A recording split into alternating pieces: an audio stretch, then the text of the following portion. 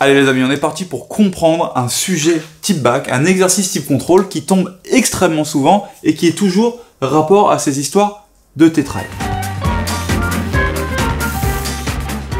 On se place dans un cube. En gros, on va s'intéresser au tétraèdre EBGF. Donc, ce tétraèdre EBGF, je vais vous le surligner pour que vous le voyez, c'est le tétraèdre qui a une base qui est EBG, comme ça, et un sommet qui est le point F. Donc, c'est cette espèce de pyramide à base triangulaire qui est. Dans le déroulé des exercices, ça va se passer comme ça.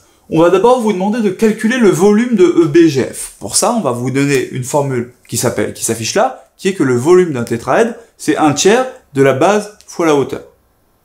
On vous aura quand même donné suffisamment de petits coups de coude pour que vous vous disiez, bah c'est pas compliqué, ma base, c'est ce triangle-là, d'accord? Ou alors un des triangles des côtés, peu importe, et ma hauteur, du coup, la droite perpendiculaire à cette base-là, et qui passe par le sommet opposé, c'est cette hauteur.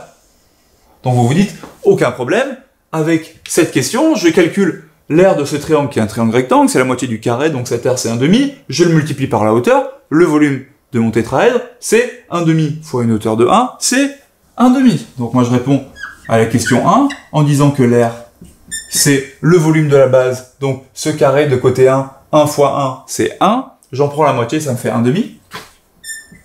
Ça c'est la base, la hauteur c'est FB, sauf que c'est vu qu'on est dans un cube de côté 1, ça me fait 1, et je prends 1/3 de ça, parce que c'est 1/3 de base fois hauteur, ça me fait 1/6.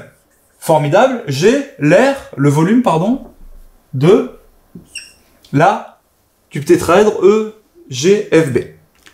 Deuxième question, quelle est la longueur de la hauteur issue de F? Donc là, on est en train de vous dire, quelle est cette longueur-là? Donc, issue de F, c'est-à-dire qui part de F, qui va rejoindre la face opposée, c'est-à-dire la face du fond, là,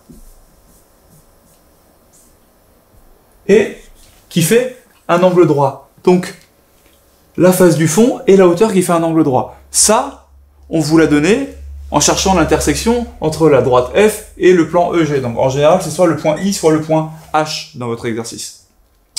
Vous avez cette hauteur, vous la calculez, vous trouvez 1 sur racine de 3. Troisième question, déduire l'aire de EGB. Donc c'est là que ça devient compliqué. En fait, non, c'est pas du tout compliqué. Vous savez que le volume du tétraèdre, il bouge pas. Donc le volume du tétraèdre, c'est 1/6. Vous avez calculé 1/6 en utilisant cette base-là, multipliée par cette hauteur-là.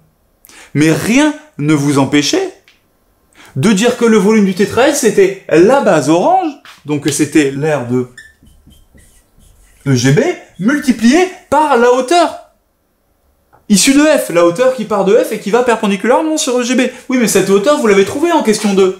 La hauteur, c'est 1 sur racine de 3, c'est FI. Donc, fois 1 sur racine de 3, fois 1/3.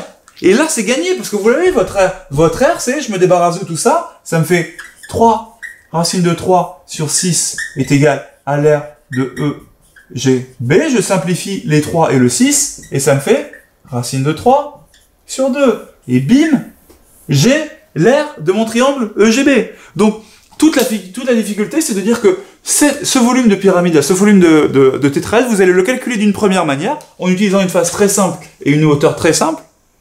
Vous allez le calculer d'une deuxième manière, en utilisant l'aire du triangle que vous recherchez, et cette hauteur-là que vous avez déterminée, parce que vous avez calculé l'intersection de la droite FI avec le plan EGB, et vous allez isoler l'aire de EGB en passant la hauteur FI et le 1/3 de 1/3 fois base fois hauteur de l'autre côté. On vous a mis des petits exercices en dessous pour que vous compreniez. Faites-le, ça va vraiment vous sauver pour le contrôle. À vous de jouer, vous êtes des champions.